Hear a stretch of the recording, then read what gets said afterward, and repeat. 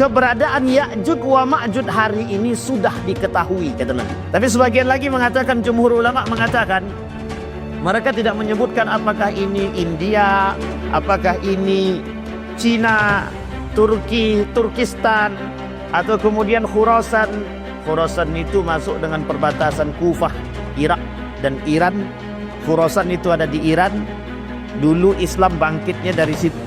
Ya'juj bisa berada di antara umat muslim, berada di antara mereka, karena ketika itu umat muslim yang tersisa, banyak di antara umat muslim yang tersisa dan bercampur baur dengan Ya'juj wa Ma'juj, kaum muslim yang munafik.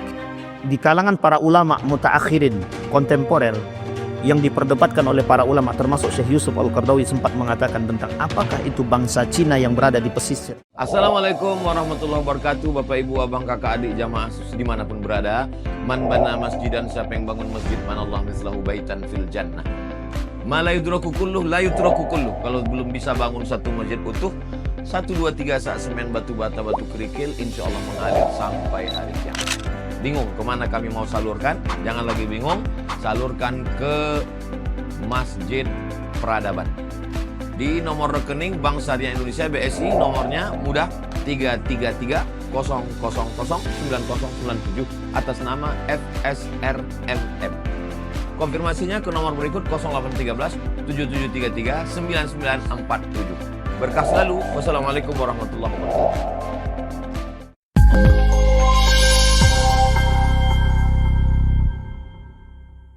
Di subuh hari ini kita akan coba mempelajari, bukan pelajari sebenarnya Bapak Ibu, kita mencoba bersama untuk melihat seberapa dekatnya kita dengan kiamat, sehingga perkara yang diangkat sama pengurus masjid Ya'juj wa Ma'juj, jadi lompatnya agak jauh sedikit dari perkara fitnah kiamat kecil langsung kiamat besar. Jadi tanda kiamat kecilnya ntar dulu, tanda kiamat besarnya dulu. Tanda kiamat besarnya langsung lompat dari Dajjal, Isa, langsung Ya'juj wa Ma'juj. Jadi kayaknya takut yang membahas Dajjal, punya takut terpengaruh dengan Dajjal atau takut jadi bagian daripada Dajjal. Baik Bapak Ibu sekalian yang berbahagia, Ya'juj wa Ma'juj. Saya bentangkan dulu pemaparan para ilmuwan terhadap Ya'juj wa Ma'juj. Ada pandangan yang mengatakan bahwa Ya'juj wa Ma'juj itu manusia. Ada yang mengatakan Ya'juj wa Ma'juj itu bukan manusia. Kalau Ya'juj wa Ma'juj itu manusia, maka dia tak jauh berbeda dengan kita. Tapi kalau Ya'juj wa Ma'juj itu bukan manusia, maka bisa bersifat kaum, kata dia. Sehingga para ulama mengatakan kalaulah bersifat kaum, maka dia bisa dilakukan penelitian tentang Ya'juj wa Ma'juj. Sehingga ada ilmuwan yang melakukan penelitian tentang Ya'juj wa Ma'juj.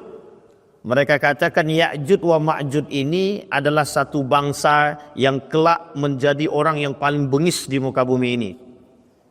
Kalau kita merujuk kepada sejarah, ada satu bangsa, satu kaum yang sangat dianggap paling bengis di muka bumi ini.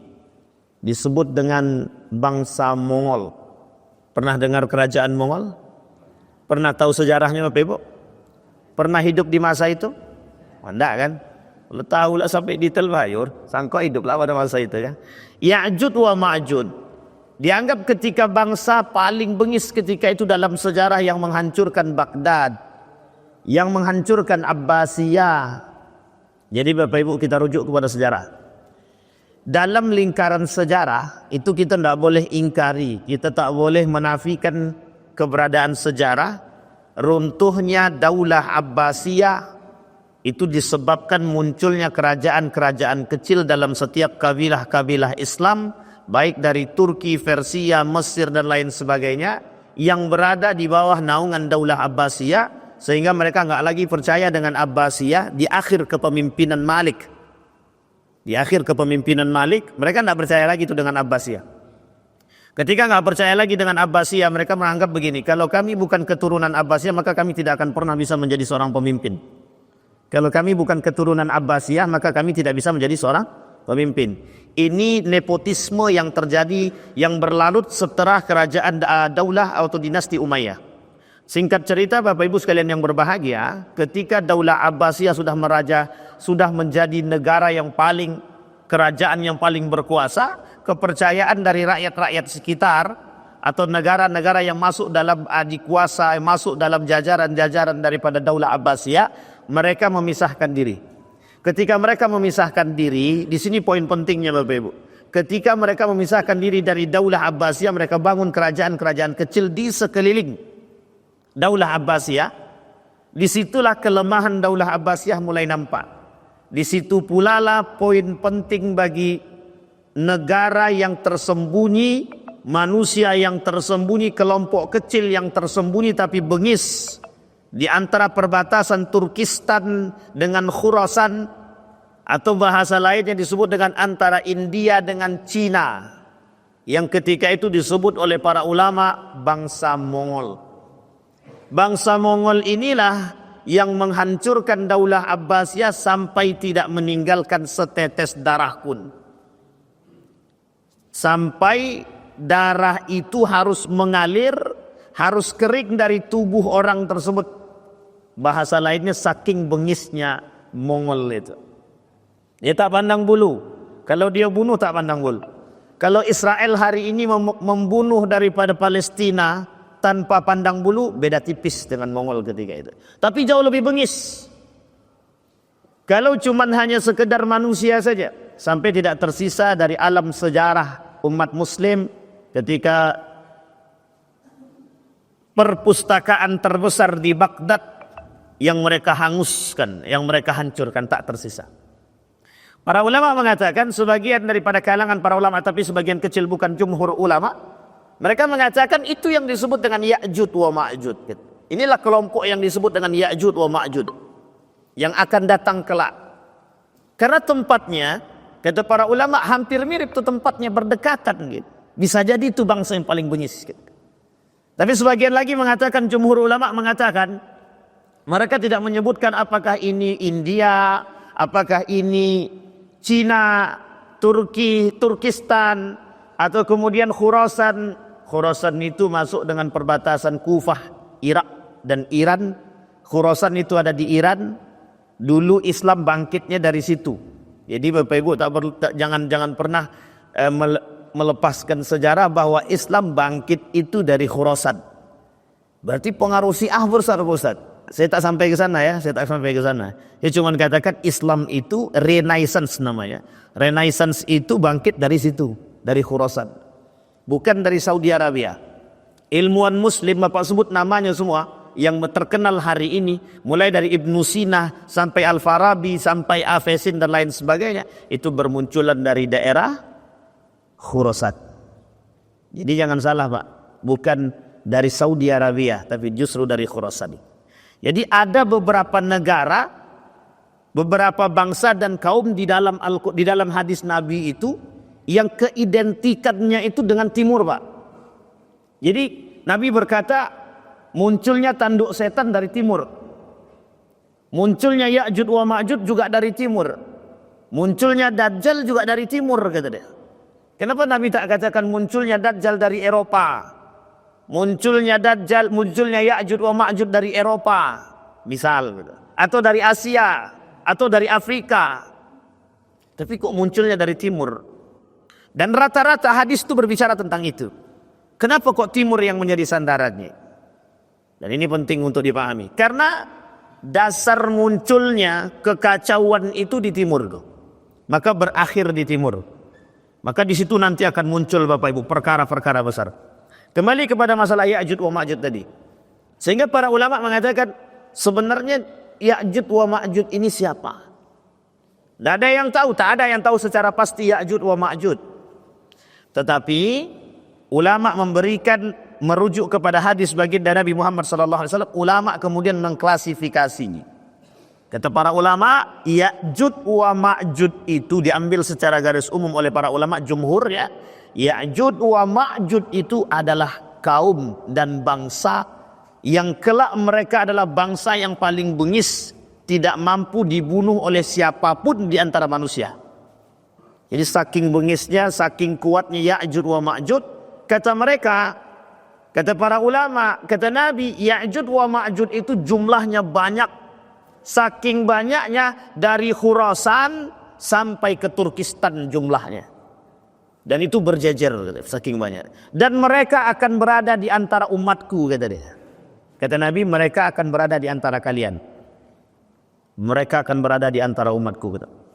Artinya, kalau dia berada di antara kita, maka ini menjadi persoalan, Pak.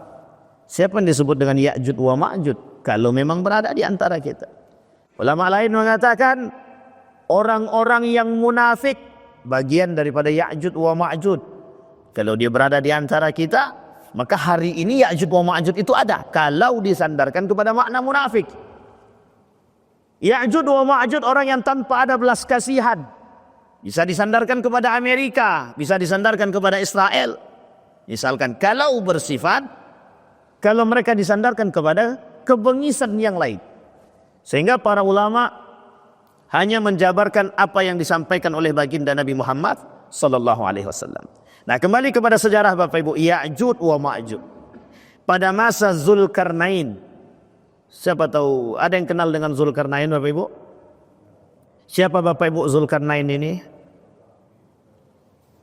Ustadz Zulkarnain? Bukan, itu Ustadz Zulkarnain Umar. Zulkarnain ketika itu seorang yang paling terkenal, bukan Nabi. Dia tidak Nabi dia. Zulkarnain bukan Nabi. Tapi dianggap seorang panglima yang paling gagah, berani, kokoh, kuat. Seorang Zulkarnain pernah bertemu dengan Ya'jud wa Ma'jud yang tertulis ceritanya di dalam Al-Quran, yang pertama kali membangun benteng terbesar untuk Ya'jud wa Ma'jud. Kita rujuk kembali ke sejarah paling awal. Dari mana Ya'jud wa Ma'jud ini? Kita para ulama, Ya'jud wa Ma'jud ini dari keturunan Nabi Adam. Tapi bukan dari Siti Hawa. Keturunan Nabi Adam tapi bukan dari Siti Hawa. Bisa dibayangkan Bapak Ibu? Oleh para ulama, pernah satu ketika Nabi Adam bermimpi, mimpi basah. Inilah bahasanya Bapak Ibu, ketika mimpi basah, kemudian keluar cairan, itulah yang kemudian kelak dianggap sepele. Ini dalam pandangan para ulama begitu. Dianggap sepele cairan tersebut. Ternyata cairan itulah kemudian yang menjadi. Gitu. Tapi pertanyaannya, Nabi Adam ketika itu sedang di mana? Ini pertanyaannya. Nabi Adam ketika itu sedang di mana? Apa ketika itu Nabi Adam sudah di bumi atau masih di surga? Kalaulah Nabi Adam di surga, tidak mungkin Ya'jud wa Ma'jud itu hidup di surga. Berarti kalau Nabi Adam sudah diturunkan setelah pasca makan buah khuldi, bisa jadi ketika masa pencarian antara Adam dengan Siti Hawa. Sehingga Bapak Ibu kata para ulama, Ya'jud wa Ma'jud berasal dari kalangan, dia keluar daripada benih Nabi Adam alaihissalam. Ada yang lain. Pandangan yang kedua. Kata pandangan yang kedua, Ya'jud wa Ma'jud berasal dari Nabi. Nabi siapa Bapak Ibu? Nabi Nuh. Dikatakan berasal dari Nabi Nuh. Ada yang mengatakan berasal dari Nabi Lut dan lain sebagainya. Ulama kemudian mengambil garis. Kata para ulama, dia keturunan Nabi Adam alaihissalam tapi bukan dari Siti Hawa. Bukan dari Siti Hawa. Artinya apa kalau bukan dari Siti Hawa? Ada perkara yang memang tidak bisa kita cerna dengan akal, yang mereka anggap sebagai benih yang tertinggal. Kita para ulama dalam penjabaran para ulama, termasuk Syekh Al-Arifi dalam kitab yang saya bawa ini, kata Syekh Al-Arifi, salah satu benih yang ditinggalkan oleh Nabi Adam, yang tanpa disadari kemudian menjadi, itulah kemudian yang menjadi salah satu bentuk yang menyerupai manusia yang kelak mereka beranak pinak, dan mereka yang beranak pinak inilah kemudian yang banyak, dan akhirnya jumlah mereka jauh lebih banyak. Dan diketahui oleh Zulkarnain keberadaan orang yang aneh ini. Satu ketika Zulkarnain bertemu dengan satu kelompok, satu kaum yang kok tidak sama dengan diriku, kata dia. Tidak sama. Sehingga kata Zulkarnain, orang ini karena dia mendapatkan anugerah dari Allah, kelompok ini, kaum-kaum ini, kelak kaum-kaum inilah yang akan muncul di permukaan bumi dan berada di tengah-tengah umat, yang akan menghancurkan dunia, yang akan menjadi fitnah dunia, kata. Sehingga kata Zulkarnain, tampak kebengisan mereka. Dibangun tembok yang begitu tinggi, bukan tembok Cina, tapi tembok yang besar. Ada ulama mengatakan bukan tembok Cina, ada yang mengatakan tembok Cina. Para ilmuwan yang berasal dari Amerika mengatakan bahwa itu tembok Cina. Ilmuwan yang berasal dari Mesir mengatakan bukan tembok Cina. Para ulama mengatakan tidak bisa mengatakan apakah itu tembok Cina atau bukan tembok Cina, karena nanti berada di perbatasan antara Cina dan India. Singkat cerita Bapak Ibu sekalian yang berbahagia, dibangun tembok yang besar oleh Zulkarnain. Tapi Zulkarnain mengatakan bukan untuk menutup selamanya.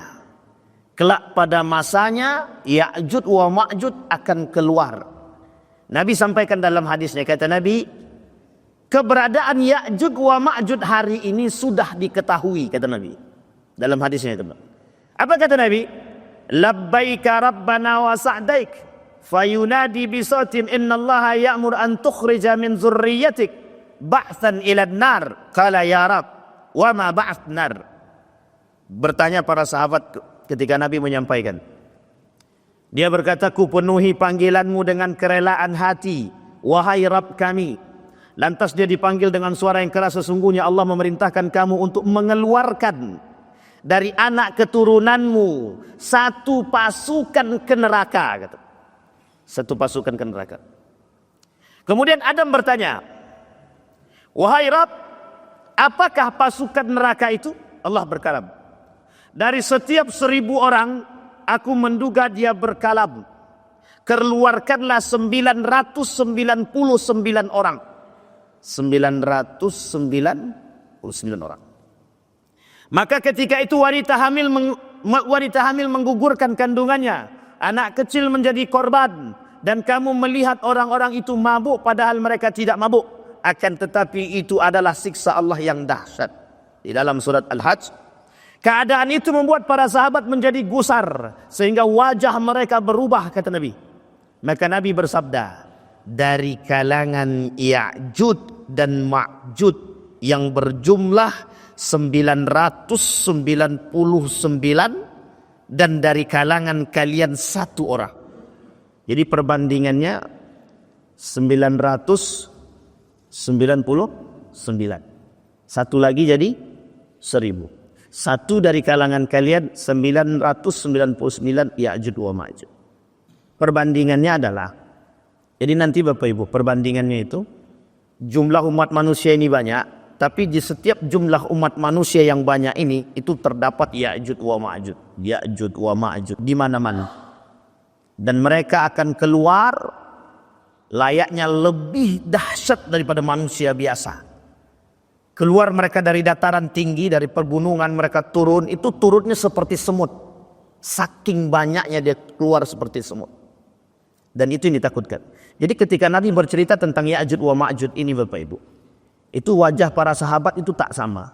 Saya tengok wajah-wajah kita pagi ini agak-agak beda tipis lah. Cuman tak ada yang gusar. Kalau para sahabat itu bukan gusar tapi takut. Apakah Ya'juj wa Ma'juj itu muncul pada masa kami? Sama ketika Nabi bercerita tentang Dajjal kepada para sahabat, itu duduknya sedang asik duduk mendengarkan Nabi bercerita tentang Dajjal, tiba-tiba sahabat begini tangannya. Saking takutnya para sahabat itu begini tangannya. Apa kata para sahabat kepada sahabat yang lain? Akankah Dajjal itu muncul hari ini?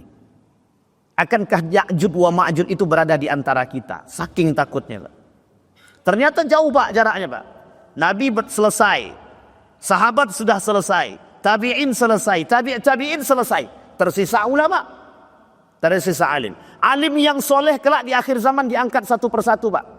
Orang alim, orang soleh, orang yang baik secara kealiman, cerdas secara kealiman, diangkat satu persatu naik ke atas.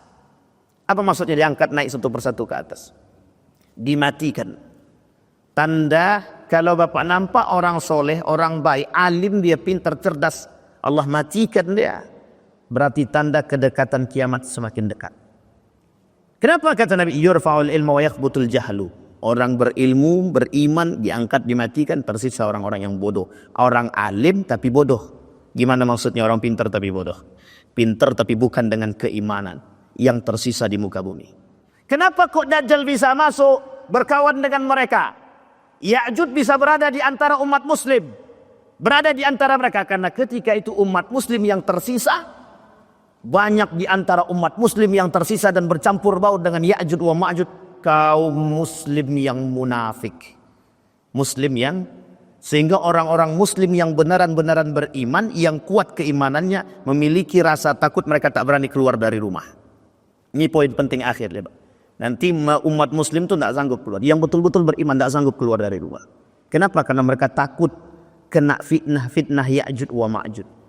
Ya'juj wa Ma'juj saking bengisnya, siapa yang hamil bunuh, anak kecil bunuh, semua bunuh. Yang tak sejalan dengan mereka bunuh. Maka ada yang menganggap ada kelompok-kelompok yang bermunculan di akhir zaman, yang mereka menganggap paling baik, paling bagus, diri mereka paling bengis. Sehingga siapapun yang tidak pernah sejalan dengan mereka, mereka bunuh. Dulu pernah terjadi, tapi tak bisa kita katakan Ya'juj wa Ma'juj. DII, TII misalkan. Oh itu, yang tak sejalan, bunuh. Yang keluar dari barisan mereka, bunuh. Khawarij sama. Khawarij itu yang tak sejalan dengan dia, ibu yang sedang hamil, sedang jalan di hadapan mereka. Suaminya ditanya, bagaimana pendapatmu tentang Ali bin Abi Thalib, Utsman bin Affan? Bagaimana pendapatmu tentang tahkim? Kemudian dia jawab, Ali lebih baik, lebih mengetahui daripada anda. Dibunuh di tempat, istrinya dibunuh perutnya, dikeluarkan anaknya, dibunuh anaknya. Itu sadis lah. Jadi kalau kembali kepada sejarah ini sadis. Sadis. Kembali kepada poin Ya'juj wa Ma'juj. Terus bagaimana karakter-karakter dan ciri-ciri Ya'juj wa Ma'juj itu, kata Nabi. Kata Nabi, ciri-ciri Ya'juj wa Ma'juj itu jumlahnya banyak. Sangat banyak jumlahnya. Bahkan dari Turkistan sampai Khurasan, berdiri pasukan mereka itu ketika dibariskan mulai dari Turkistan sampai Khurasan, itu baru jumlah mereka. Sehingga ketika mereka meminum air di satu telaga, belum sampai di yang terakhir, air sudah habis. Saking banyaknya jumlah mereka. Yang ketiga kata Nabi, mereka bermata sipit. Jangan kemana-mana, jangan tengok kiri kanan. Jangan tengok kiri kanan. Sehingga muncul Pak, dan ini pandangan para ulama dan perdebatan para ulama. Apa kata para ulama? Apakah Ya'juj wa Ma'juj itu bangsa Cina? Karena yang sipit matanya Cina. Tapi ini tidak boleh disandarkan secara mutlak. Karena ini perdebatan para ulama. Apa kata para ulama? Apakah orang-orang Ya'juj wa Ma'juj ini dari bangsa Cina? Mongol itu bagian Pak. Karena perbatasan. Sehingga ada yang mengatakan orang-orang yang berada di balik tembok Cina. Ada yang mengatakan ada. Karena ketika kehancuran Baghdad itu keluarnya dari sana. Dihabisin sehabis-habisnya, sebengis-bengisnya. Kita merujuk sedikit kepada kerajaan Mongol. Ketika Mongol menaklukkan Abbasiyah, itu mereka tidak pandang bulu. Tidak pandang bulu. Mau anak kecil kek, mau ibu tuh sedang hamil kek, asal ada darah Abbasiyah dan masih keturunan Abbasiyah, masih berada dalam lingkaran Abbasiyah, bunuh. Habis. Sama ketika Abbasiyah menghabisi Umayyah. Daulah Abbasiyah, Umayyah atau dinasti Umayyah itu dihabisi oleh Abbasiyah tanpa tersisa. Apa kata Abbasiyah? Kami tidak mau menyisahkan Umayyah. Tapi apa yang terjadi? Allah balikkan kembali. Apa kata bangsa Mongol? Jangan sisakan bangsa Abbasiyah. Jadi sebenarnya saling penaklukan Pak. Ditaklukkan satu dan yang lain dan dah dihabisi. Habis. Kalau kita merujuk kepada bangsa Mongol, karakternya mirip. Karakternya mirip. Bangsa Mongol membunuh tanpa hati. Bangsa Mongol punya badan yang tinggi, gagah dan kuat. Sama Pak. Ciri Ya'juj wa Ma'juj itu, yang keempat itu, badannya kekar, orangnya kuat. Kenapa tak kuat? Karena setiap hari kerjaan mereka membobol benteng yang dibangun oleh Zulkarnain. Setiap hari. Sampai pada masa Nabi, Nabi katakan bulatan itu sudah segini, kata Nabi. Bulatan itu sudah segini. Maka kelak kata Nabi, bulatan itu bukan segini lagi kata Nabi, akan besar dan besar. Sampai Zulkarnain mengatakan kelak pada masanya sebelum datang hari kiamat, benteng yang begitu besar roboh dan mereka keluar bagaikan air. Mereka keluar bagaikan semut. Satu di antara mereka akan saling memakan seperti orang yang keluar daripada orang yang dikerengkeng, tidak dikasih makan, tidak ada makanan, tidak ada minuman. Kondisi badan yang sangat dah berjuang keras sekuat tenaga, tiba-tiba dilepas. Apa yang terjadi? Apapun akan mereka lakukan, yang penting perut mereka terisi, dahaga mereka bisa hilang, keinginan mereka bisa terpenuhi. Ini jauh lebih bengis daripada itu. Kemudian kata Nabi, badan dia tinggi, gagah.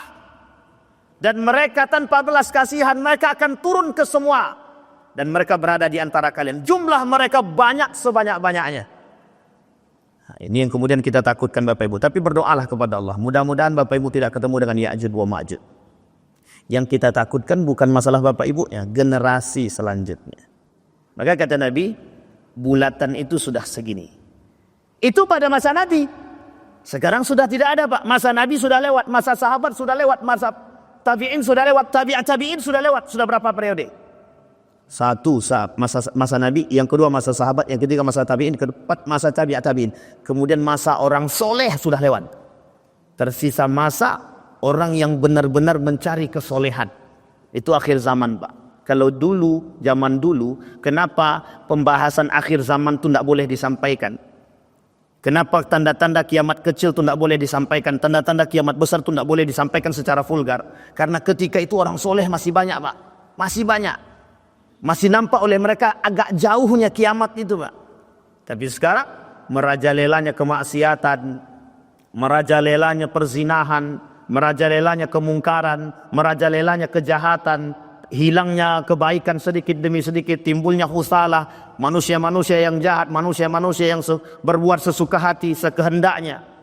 Fitnah itu yang kemudian menyebab munculnya Pak. Penyebab munculnya kata para ulama. Dalam masalah digitalisasi misalkan kita ambil contoh. Masalah digitalisasi. Dan ini dikaitkan oleh para ilmuwan. Ada seorang ilmuwan dari Singapura mengatakan begini. Munculnya Ya'juj wa Ma'juj itu disebabkan atau robohnya benteng pertahanan Ya'juj wa Ma'juj disebabkan karena digitalisasi. Gitu. Tapi saya tak tahu lebih dalam bagaimana cara mereka mengkaitkan antara digitalisasi. Kenapa demikian? Karena perkembangan zaman. Perkembangan zaman. Sehingga Bapak Ibu sekalian yang berbahagia, ketika Nabi Isa turun 40 tahun Nabi Isa sebelum Nabi Isa diangkat kembali, itu ketika masa Dajjal, kemudian turun Nabi Isa. Ini runtutannya Bapak Ibu ya. Turun Nabi Isa, dibasmi oleh Nabi Isa selama 40 tahun, Dajjal 40 hari, Nabi Isa 40 tahun. Ya ingat ya Bapak Ibu ya, Dajjal 40 hari. Jadi Dajjal turun 40 hari semua kota dilibasnya. Ini bahasa Dajjal ini bahasa kaum penipu. Turun Nabi Isa, selesai Nabi Isa 40 tahun setelah Nabi Isa muncul yang disebut dengan Ya'juj wa Ma'juj. Ketika Ya'juj wa Ma'juj ini muncullah kemudian kegentingan hari semakin nampak. Kehidupan kita ketika itu, kehidupan mereka yang bertemu dengan Ya'juj wa Ma'juj ketika itu tidak ada dalam kebahagiaan. Yang ada dalam ketakutan. Sehingga Bapak Ibu, ketika itu masa sangat-sangat kondisi sangat tidak kondusif. Kalau sekarang ini masih kondusif, masih aman. Meskipun terjadi perbedaan tapi masih agak aman sedikit. Masih bisa sholat dengan damai. Kalau besok tak Pak. Pada masa Ya'juj wa Ma'juj tidak. Setiap orang saling melirik antara satu dan yang lain. Setiap orang mencurigai antara satu dan yang lain. Bisa jadi ini orang Ya'juj, ini bisa jadi Ma'juj, bisa jadi. Sampai begitu mereka saking takutnya. Kenapa? Karena mereka tak sanggup hidup di antara mereka. Karena orang yang melawan kepada Ya'juj habis. Maka kata Nabi dalam riwayat yang lain, dalam hadis yang lain, Ya'juj wa Ma'juj secara makna itu akan berada di antara kalian dan bersama dengan kalian. Yang paling ditakuti adalah ketika Ya'juj diartikan bersama dengan kalian. Kenapa demikian? Karena ketika Ya'juj berada di antara kalian, ada orang-orang yang lebih bersifatnya lebih parah daripada Ya'juj itu sendiri. Ini yang ditakutkan Pak. Kata Nabi, ada orang-orang yang bersifat seperti Ya'jud wa Ma'jud. Ada orang-orang yang bersifat seperti Ya'jud wa Ma'jud Pak. Manusia rakus. Tahu Bapak Ibu manusia rakus? Orang rakus itu di dalam Al-Quran, orang rakus di dalam Al-Quran, itu Allah sebutkan karakter mereka seperti binatang. Salah satu binatang yang Allah sebut di dalam Al-Quran, dia ada 7 karakter binatang di dalam Al-Quran. Satu di antaranya qirdun. Qirdun itu artinya monyet. Monyet itu sifatnya, karakter monyet adalah rakus. Nah, karakter orang Ya'jud wa Ma'jud itu karakter, salah satu di antara karakter mereka adalah rakus. Sehingga secara makna diartikan banyak bermunculan di akhir zaman itu manusia-manusia yang rakus. Mereka akan membunuh satu dengan yang lain. Saya tak kaitkan, tapi Bapak Ibu kaitkan sendiri sajalah. Ada enggak orang-orang hari ini yang coba memakan kawan sendiri? Ada apa tidak? Sedikit yang jawab. Agak cari aman sedikit, aku tak usah jawab lah kata kita. Kenapa demikian Pak? Begitu keadaan kita hari ini. Berarti itu Ya'jud wa Ma'jud Ustaz. Jangan. Nanti ketika ada Bapak Ibu tengok ini rakus sekali makannya, berarti Ya'jud nih ya, itu tak boleh. Takutnya begitu pula. Tapi yang dimaksud lebih tepatnya adalah itu secara makna, bukan secara istilah. Artinya karakter.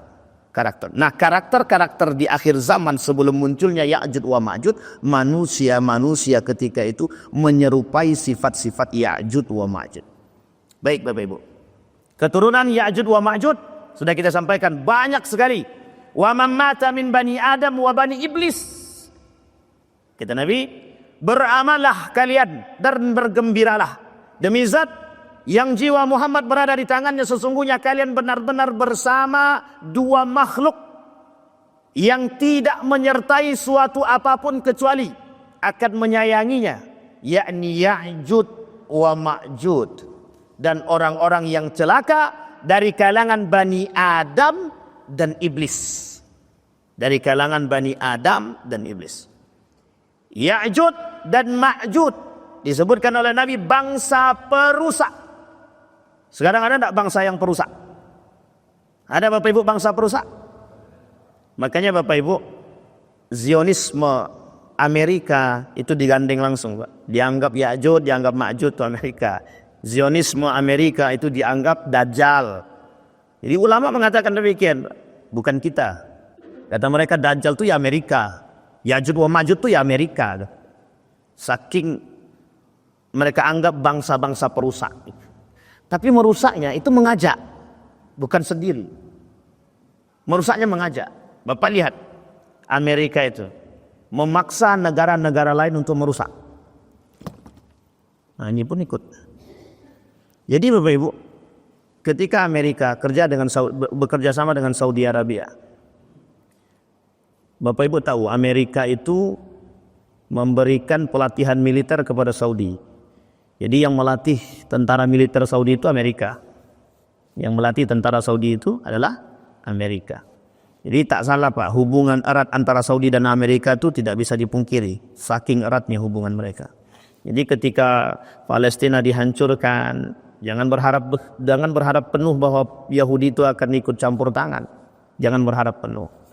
Karena yang menghancurkan Daulah Utsmaniyah salah satunya adalah Saudi.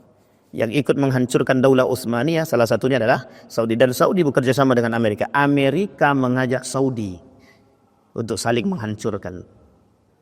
Pengaruh Amerika kepada negara-negara yang lain sama Pak. Melalui tangannya IMF itu, International Monetary Fund, itu adalah tangan ajaib yang dimiliki oleh Amerika untuk menghancurkan setiap negara. Dengan jalur ekonomi. Ini sudah bermain dalam tatanan global. Dan itu politik Pak. Nah, Amerika itu bangsa perusak, negara perusak. Kenapa kita katakan perusak? Setiap dia bergaul dengan negara manapun mesti rusak negara tadi. Indonesia bekerja sama pada masa Soeharto, habis Pak. Orang pertama yang memunculkan kalimat terorisme di Indonesia itu adalah Amerika pada masa Presiden Soeharto. Di akhir kepemimpinan Soeharto, bayangkan Pak. Itu kalau dirujuk Ya'jud wa Ma'jud kepada Amerika. Artinya kalau dimaknai bahwa Ya'jud wa Ma'jud itu sebagai bangsa perusak. Tapi betulkah itu Amerika? Wallahu a'lam. Tidak ada penelitian yang detail yang mengatakan bahwa Ya'jud wa Ma'jud itu adalah Amerika. Tapi dikatakan Ya'jud wa Ma'jud adalah bangsa perusak. Inna Ya'jud wa Ma'jud min bani Adam. Lau ursilu la afsadu. Kalau mereka dikirim kepada kalian rusak. Ma'ayashahum wa la yamuta minhum rajulun illa tarka min dzurriyyatihi alfan fasa'idan wa idda min waraihim thalatha umamin ta'wilu wa ta'risu wa mansak. Sesungguhnya Ya'juj dan Ma'juj itu termasuk keturunan Adam. Andai kata mereka dilepaskan, niscaya mereka akan merusak penghidupan orang banyak. Tiada seorang lelaki pun yang mati di antara mereka kecuali dia meninggalkan keturunan yang berjumlah 100 orang atau lebih. Sesungguhnya di belakang mereka ada 3 umat, Ta'wil, Taris, dan Mansak. Ta'wil, Taris, dan Mansak. Ta'wil, Taris, dan Mansak ini Bapak Ibu adalah hasil peninggalan-peninggalan daripada Ya'juj wa Ma'juj yang kelak mereka punya menjadi satu kelompok-kelompok tertentu yang semakin meluas. Nanti Taris punya keturunan, Mansak punya keturunan, Ta'wil punya keturunan. Dan ini ada 3 fase kelak yang akan dialami pada masa Ya'juj wa Ma'juj. Di antara fisik Ya'juj wa Ma'juj sudah kita sebutkan tadi Bapak Ibu. Salah satu di antaranya sifit, matanya sipit, rambutnya pirang. Jangan tengok kiri kanan. Mata dia sipit, rambut dia pirang. Ini yang nyampaikan Nabi. Wajahnya lebar. Jadi ganteng apa tidak? Hidungnya mancung apa pesek? Ini belum disebutkan. Wajahnya lebar, mata dia sipit, rambut dia pirang. Dan di setiap tempat yang tinggi mereka akan muncul. Seolah-olah wajah mereka itu perisai yang dipukul. Apa maksudnya perisai yang dipukul? Penyet. Nah, jadi saya tak bisa pula mengajak Bapak Ibu untuk menerawang ya. Jadi begini Bapak Ibu. Sebenarnya memang hampir mirip. Makanya mohon maaf. Memang hampir mirip Pak. Kalau kita merujuk kepada karakter yang disampaikan oleh Nabi, itu bangsa ini kan tak live streaming kan. Bangsa Cina itu mirip Pak. Mukanya lebar, hidung dia biasa-biasa saja, mata dia sipit. Tapi Bapak Ibu, ya tinggi mancungnya itu tuh belakangan di situ disebutkan. Tapi Bapak Ibu karakter itu mirip Pak. Mirip. Kenapa kita katakan mirip? Ketika Nabi mengatakan sipit itu, di kalangan para ulama mutaakhirin kontemporer yang diperdebatkan oleh para ulama termasuk Syekh Yusuf Al-Qaradawi sempat mengatakan tentang apakah itu bangsa Cina yang berada di pesisir gitu. Bangsa Cina yang berada di pesisir. Itu ketika kalimat bangsa Cina yang berada di pesisir itu orang berpandangan yang paling bengis itu cuman satu Pak, Mongol. Itu yang paling bengis. Sehingga mereka menganggap bahwa Cina ataupun Mongol pesisir karena saking bengisnya Pak. Ini yang disampaikan Nabi. Lubang tembok Ya'juj dan Ma'juj sudah berlobang kata Nabi. Ini tadi yang kita sampaikan bahwa pada masa Nabi lobang itu segini. Tapi kemudian membesar. Nah sekarang Bapak Ibu otomatis sudah lebih besar daripada ini. Sudah lebih besar. Makanya Bapak Ibu sekalian yang berbahagia, di akhir zaman itu Bapak Ibu yang selamat orang yang bertahan dengan keimanan, keilmuan mereka, dengan akhlak mereka. Itu yang paling bertahan Pak. Kenapa kita katakan yang paling selamat itu? Karena di akhir zaman itu Bapak Ibu yang bermunculan manusia munafik, orang berilmu tapi tidak beriman, orang beriman tapi bolong imannya, orang yang berakhlak hilang akhlaknya. Maka yang tersisa ketika itu orang-orang seperti Bapak ini kelak di akhir zaman, kalaupun ada kelak orang-orang seperti Bapak ini adalah manusia paling aneh. Kenapa kita katakan manusia paling aneh? Karena ketika itu orang-orang seperti ini sudah tidak ada Pak. Yang baik akhlaknya, budi pekertinya, tinggi ilmunya, imannya. Banyak berilmu tak punya iman. Manusia-manusia berilmu tapi tak berakhlak. Yang muncul di akhir zaman. Nah orang-orang seperti ini Pak tidak selamat. Tidak selamat. Kata Nabi tuba lil ghuraba. Yang selamat kata Nabi orang yang paling aneh. Siapa di antara mereka yang paling aneh itu? Orang-orang yang mempertahankan nilai-nilai agama. Kita ambil contoh sedikit Bapak Ibu. Kenapa saya katakan orang-orang yang mempertahankan nilai agama hari ini banyak manusia di antara kita umat muslim yang tidak berani mempertahankan nilai agama. Mereka lebih penting perut mereka terisi daripada jujur. Mereka lebih penting perut mereka terisi daripada adil. Mereka lebih penting perut mereka aman, keluarga mereka aman daripada yang lain. Betul apa salah? Betul apa salah? Kebaikan kata Nabi hilang sedikit demi sedikit. Yang tersisa husalah. Manusia-manusia yang bengis, manusia-manusia yang rakus, manusia-manusia yang jahat, kata Nabi. Yang tersisa. Yang saling memakan antara satu dengan yang lain. Kata Nabi. Demi apapun mereka akan lakukan. Demi apapun akan mereka lakukan. Karakter Ya'jud wa Ma'jud. Baik Bapak Ibu sekalian. Teror Ya'jud dan Ma'jud kepada manusia. Ini dia Bapak Ibu yang perlu dipahami Bapak Ibu. Saya langsung kepada artinya. Apa teror yang dilakukan oleh Ya'jud dan Ma'jud kepada manusia ketika mereka bergabung bersama kita? Terornya satu Pak. Kehidupan. Mati atau hidup. Mati atau hidup. Itu yang paling besar. Kemudian mereka menguasai seluruh bumi. Kaum muslimin melarikan diri dari mereka. Ada yang beruzlah jauh. Ketika sedang beruzlah bertemu dengan Ya'jud yang lain. Coba saking banyaknya Bapak Ibu. Kenapa dikatakan oleh Nabi begitu? Karena ketika itu orang yang berada nampak secara jelas. Yang bisa melihat Ya'jud wa Ma'jud secara jelas orang yang beriman. Orang yang bisa melihat Dajjal itu orang yang beriman. Yang dengan jelas di kepala dia tertulis kafir, itu hanya orang beriman. Tapi semua orang muslim melihat. Yang muslim. Tapi di antara mereka yang melihat, yang beriman yang selamat, yang tak beriman tak selamat. Muslim tapi tak beriman tak selamat. Bayangkan Pak, itu cuma Dajjal. Satu orang Dajjal saja mempengaruhi semua yang ada di muka bumi ini. Tidak ada satu kota besar pun kata Nabi ketika mendengar kalimat Dajjal mereka tidak datang. Tapi Ya'jud wa Ma'jud kata Nabi bukan demikian. Ya'jud wa Ma'jud mereka tidak sebesar Dajjal, tapi mereka berada di antara kalian lebih kecil daripada Dajjal tapi lebih hebat. Jumlah mereka yang banyak tak mampu dibunuh oleh siapapun di antara kalian. Coba bayangkan Bapak Ibu. Siapa yang paling kuat ketika itu? Hari ini siapa manusia yang paling kuat? Tidak ada yang berani ngomong.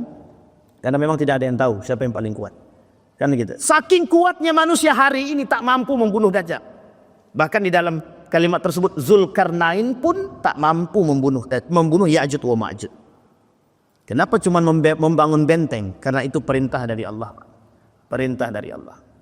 Kemudian mereka pun menguasai dunia hingga juru bicara mereka berucap, mereka itu penduduk bumi. Kami telah menyelesaikan urusan dengan mereka. Sungguh kami akan segera menurunkan penduduk langit. Maka salah seorang dari mereka membidikkan tombaknya ke atas langit. Kemudian tombak itu kembali turun dan berlumuran darah. Mereka berkata, kami sudah berhasil membunuh penduduk langit. Ketika mereka masih dalam keadaan demikian, tiba-tiba Allah mengirim sejenis binatang seperti cacing yang terdapat di hidung onta. Lantas binatang itu menyerang leher mereka dan mereka pun mati sebagaimana matinya belalang. Fir'aun kurang besar apa Pak? Kurang berkuasa apa? Matinya karena apa Pak? Matinya karena apa? Tenggelam. Tahu Ibu tenggelam. Ada yang mengatakan ketika ditenggelam dia sempat bersahadat. Tapi palingkan aja Pak kalimat itu. Tidak usah terlalu digubris betul. Ada kemudian raja paling berkuasa. Mati dengan lalat. Ada raja yang paling berkuasa. Mati karena stres. Hanya karena binatang melata. Ada raja yang paling berkuasa, mati karena binatang. Raja yang zalim mati karena binatang kecil. Seekor semut masuk di telinga, mati. Artinya apa Bapak Ibu? Ya'jud wa Ma'jud Allah tunjukkan kembali pada sejarah yang dahulu. Hanya dibunuh dengan seekor binatang. Yang binatang tersebut berupa cacing, tapi cacing bukan cacing biasa. Nah, hari ini kita belum temukan Pak cacing yang bisa membunuh. Kita belum temukan cacing yang bisa membunuh. Artinya belum muncul cacing itu Pak. Cacing hari ini hanya bisa membunuh ikan. Itu pun bukan membunuh, menjadi alat pancing. Jadi umpan untuk mendapatkan ikan. Mereka pun mati sebagaimana mati belalang. Sebagian menindih sebagian yang lain. Kaum muslimin jadi tak mendengar suara mereka sedikit pun, lantas mereka berkata, siapakah laki-laki pemberani yang rela mengorbankan dirinya untuk melihat apa yang mereka lakukan? Seseorang lelaki di antara mereka keluar dari perbentengan dan dia telah mempersiapkan dirinya. Seandainya dia dibunuh oleh Ya'jud wa Ma'jud, ternyata dia mendapati mereka telah mati. Lalu dia memanggil kaum muslimin yang lainnya, ketahuilah, bergembiralah, musuh kalian telah binasa. Orang-orang pun keluar dari tempat perlindungan dan melepaskan binatang-binatang ternak mereka, akan tetapi tiada sesuatu yang di padang gelombang kecuali hanya bangkai Ya'juj wa Ma'juj itu. Lantas binatang ternak tersebut bertambah gemuk, susu mereka berisi hanya dengan memakan daging-daging sebagaimana yang mereka jadikan makan tumbuhan. Siapa dagingnya? Daging Ya'juj wa Ma'juj. Saking takutnya semua binatang ternak mereka sembunyikan. Saking takutnya semua kebengisan-kebengisan yang dilakukan oleh Ya'juj wa Ma'juj membuat manusia tidak berani keluar dari rumah. Saking tak beraninya dari rumah. Mereka gombok rumah mereka sekuat-sekuatnya sampai tidak bisa dijebol. Karena ketika itu fitnah Ya'juj wa Ma'juj, yang bisa selamat dan tidak bisa dibunuh oleh manusia. Yang bisa selamat adalah orang-orang yang betul-betul berharap kepada Allah. Dalam hari itu Bapak Ibu, gentingnya hari itu ketika Ya'juj wa Ma'juj turun, itu seperti manusia seperti berada di atas ujung tanduk. Cuma bisa bertahan, salah langkah jatuh mati. Itu saja yang terjadi ketika itu. Keluar dari rumah bertemu Ya'juj, habis. Ternak keliaran habis, semua habis. Tak ada yang tersisa Pak. Maka ketika kebengisan merajalela di akhir masa hidup mereka, Ya'juj wa Ma'juj tadi, disitulah kemudian Allah tunjukkan kelebihannya. Saking dia berani menantang Allah. Apa kata dia? Tembakkan tombak ke atas, turun darah. Mereka kata bahwa penduduk langit Tuhan dan penduduk langit lainnya telah binasa. Tinggal kami yang paling berkuasa. Ini kan sama kayak raja-raja dahulu Pak. Kayak Fir'aun sombongnya. Saking sombongnya dia bilang, buatkan aku bangunan sampai ke langit, aku pengen tahu mana Rabbu ilahi Musa itu, Tuhan Musa itu mana. Ternyata mati ya. Seperti itu. Dan sama sekali tidak ada ini. Baik Bapak Ibu sekalian, kaum muslimin akan menjadikan sia-sia senjata Ya'juj dan Ma'juj sebagai kayu bakar selama 7 tahun. Kemudian berkat Nabi Isa, ada kisah terlengkap daripada kehancuran Ya'juj dan Ma'juj di dalam doa Nabi Isa alaihissalam. Baik Bapak Ibu sekalian yang berbahagia. Nah kemudian Bapak Ibu sekalian yang berbahagia, apakah Ya'juj wa Ma'juj hari ini sudah nampak di antara umat manusia? Kata para ulama, nampak secara zahir dan fisik tidak. Tapi nampak secara sifat iya. Maka Bapak Ibu tidak bisa juga menggambarkan Ya'juj wa Ma'juj itu tidak bisa digambarkan.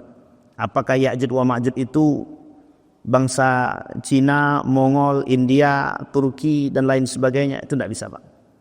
Karena memang ulama dalam riwayat yang paling kuat, kata Syekh Yusuf Al-Qaradawi, itu tidak bisa menggambarkan. Syekh Mutawalli Sa'rawi misalkan dalam kitabnya tentang Asrarus Sa'al Kubra, kata Syekh Mutawalli Sa'rawi tidak bisa menggambarkan secara persis, menyebutkan secara detail siapa Ya'juj wa Ma'juj itu sendiri.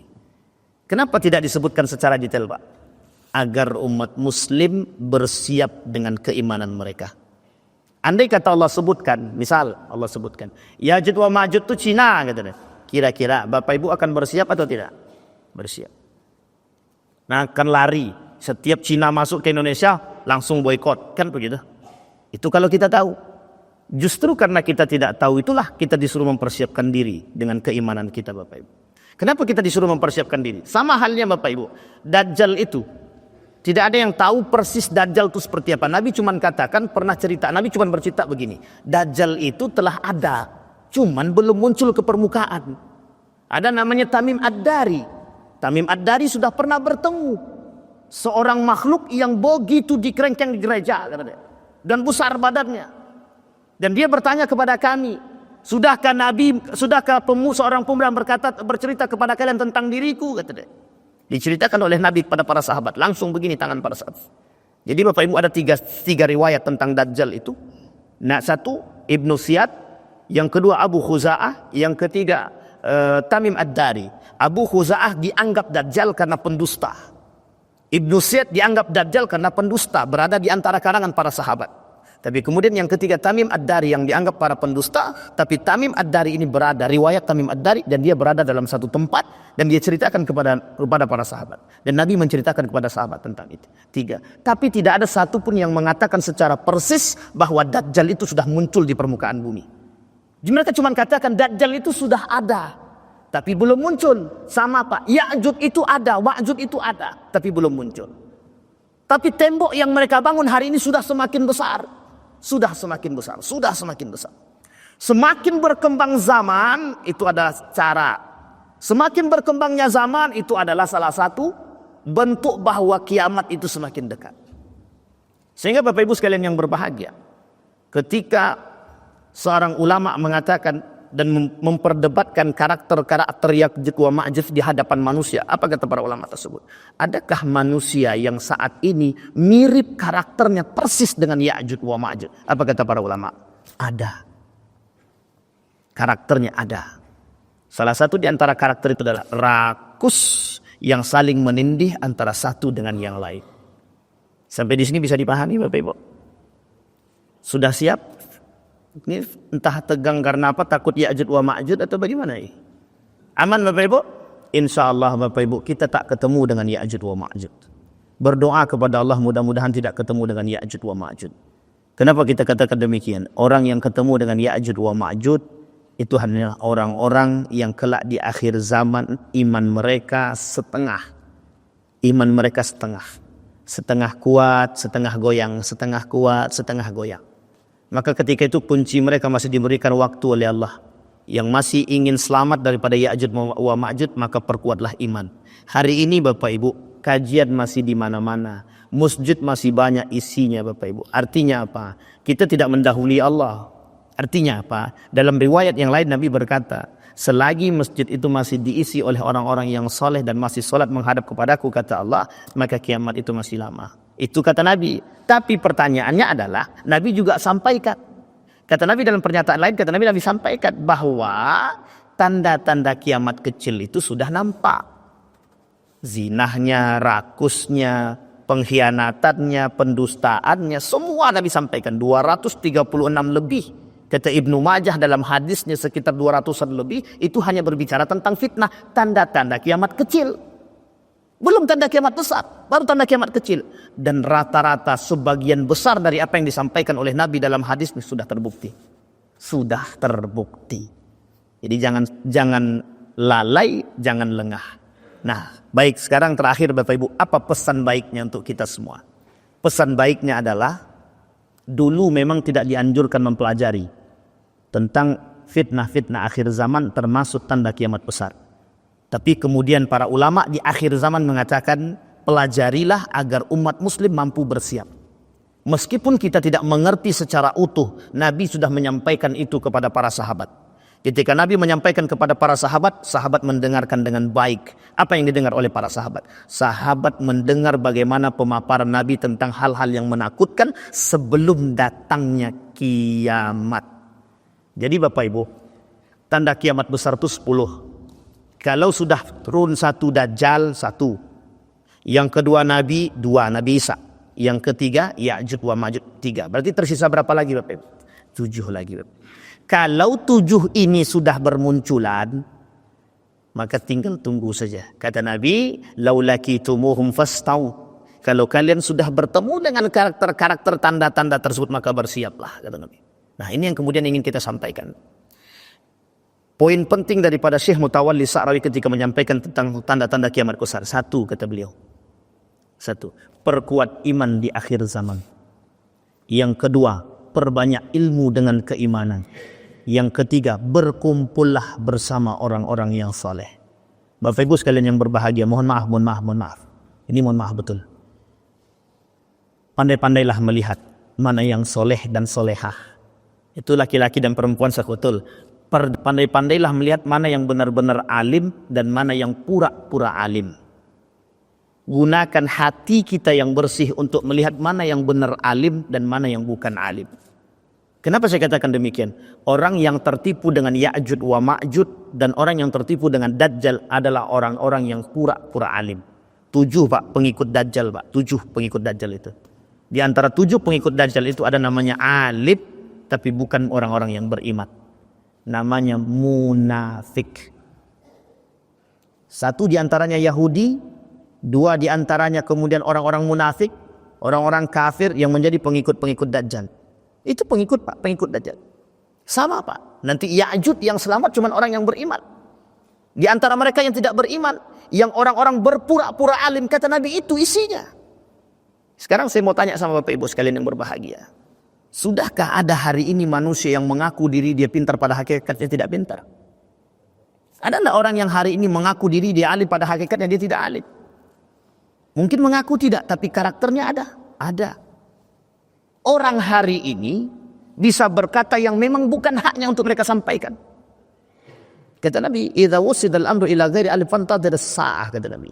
Ketika sesuatu diberikan kepada orang yang bukan haknya, yang bukan pada prinsipnya, yang bukan pada keilmuannya, tinggal tunggu kehancurannya. Sekarang semua orang bisa berbicara tentang agama meskipun bukan berlatar belakang agama. Semua orang bisa berbicara tentang teknik meskipun mereka bukan lulusan teknik. Kiamat sudah semakin dekat. Kata Nabi, yang selamat orang-orang yang berilmu dan beriman. Orang-orang yang benar-benar bisa berkumpul dengan orang-orang. Kenapa orang-orang soleh, Pak?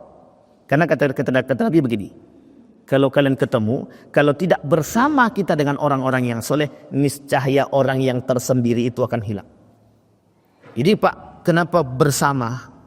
Ini sudah disampaikan Pak oleh seorang ulama Indonesia sebelum kita tutup. Ulama Indonesia itu bernama Kunto Wijoyo. Pernah dengar nama ini Pak? Apa kata Kunto Wijoyo? Sudah tidak saatnya umat muslim hari ini itu secara kesolehannya secara pribadi. Saatnya soleh bersama. Namanya social piety kata beliau. Hari ini Pak orang-orang tak acu saja Pak. Mau sholat dia tak sholat tak urusan. Mau berzinah dia tak berzinah tu tak urusan. Sekarang kita buktikan Pak. Berapa banyak orang yang minum khamar sekarang terbuka. Ada kita tegur. Kita tak berani tegur kok. Makanya kalimat itu sederhana kata Nabi dalam hadisnya. Al-amru bil ma'ruf wa nahyu 'anil munkar. Al-amru bil ma'ruf banyak wa nahyu 'anil munkar takut. Banyak orang banyak bisa menjalankan al-amru bil ma'ruf tapi sedikit yang bisa menjalankan an-nahyu 'anil munkar. Makanya kenapa an-nahyu kemungkaran itu merajalela? Karena sedikitnya manusia yang menegur kemungkaran. Betul apa salah? Orang suap aja kita masih terima kan? Mulut kita berkata haram, tangan kita mengambil. Bisa kita katakan demikian? Ada enggak di antara kita yang berani mengatakan suap itu haram secara lisan? Iya, kita katakan. Tapi ada enggak tangan kita yang bisa kita tahan untuk tidak mengambil itu? Pertanyaannya, para korupsi dan koruptor itu sholat enggak mereka? Mengapa mereka masih melakukan hal demikian? Itu kuncinya Pak. Maka kalau kita tak bersama habis. Kalau kita tak bersama habis. Maka terakhir yang disampaikan oleh Syekh Mutawalli Sya'rawi. Dalam kitab beliau memperingatkan umat muslim, maka bersamalah kalian. Saling mengingatkan antara satu dengan yang lain. Karena di akhir zaman, rasa simpati dan empati manusia terhadap manusia yang lain berkurang sedikit demi sedikit. Itulah yang kita rasakan hari ini. Maka jangan salah ketika kemaksiatan, perzinahan merajalela semakin tumbuh pesat, itu karena diamnya orang-orang yang soleh. Diamnya orang-orang seperti bapak yang baik. Ada orang berzinah dekat rumah kita, biarkan ajalah itu urusan dia. Biarlah dia yang dilaknat oleh Allah. Jangan salah Pak, yang dilaknat oleh Allah bukan mereka, satu kampung dilaknat oleh Allah. Saya kira itu saja. Ada pertanyaan Bapak Ibu? Enggak ada, alhamdulillah. Karena kalau masalah Ya'juj wa Ma'juj ini enggak ada yang mau bertanya Pak. Takut, entah apa, tak tahulah. Entah berharap mati cepat, mungkin bisa jadi. Karena kata para sahabat memang begitu Pak. Ketika mendengarkan kalimat Ya'juj wa Ma'juj, Dajjal dan tanda kiamat besar itu apa kata para sahabat? Ya Allah, bisakah engkau doakan kami agar mati dicepatkan mati, kata dia. Nah, sekarang ada enggak yang minta doakan mati cepat? Enggak ada kan? Cuma para sahabat saja yang minta doa. Ya Allah, doakan kami biar mati dalam keadaan cepat, gitu. Tapi enggak ada yang mau minta mati sekarang kayaknya. Ada Pak, Ibu, Bapak Ibu yang mau minta mati sekarang? Kita doakan sekarang? Enggak ada ya. Baik, kalau tidak ada yang bertanya kita doa kepada Allah. أعوذ بالله من الشيطان الرجيم بسم الله الرحمن الرحيم الحمد لله رب العالمين حمد الشاكرين حمد الناعمين حمد يوافي نعمه ويكافئ مزيدا يا ربنا لك الحمد كما ينبغي لجلال وجهك الكريم وعظيم سلطانك اللهم صل على محمد وعلى آل محمد في العالمين إنك حميد مجيد يا حي يا قيوم يا فتح يا عليم يا عزيز يا غفر يا رب العالمين اللهم فقهنا في الدين وعلمنا التأويل اللهم اغفر لنا ذنوبنا وذنوب والدينا وارحمهما كما ربيانا صغارا اللهم أعنا على ذكرك وشكرك وحسن عبادتك اللهم اغفر لهم وارحمهم وعافيهم واعف عنهم وأكرم نزولهم ووسع مدخلهم واجعل الجنة مثواهم اللهم اجعل القرآن العظيم ربيع قلوبنا ونور صدورنا وجلاء أحزاننا وذهاب همومنا وغمومنا اللهم اجعل القرآن حجة لنا ولا حجة علينا.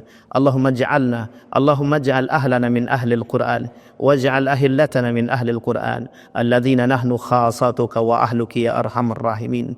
ربنا ظلمنا أنفسنا وإن لم تغفر لنا وترحمنا لنكونن من الخاسرين.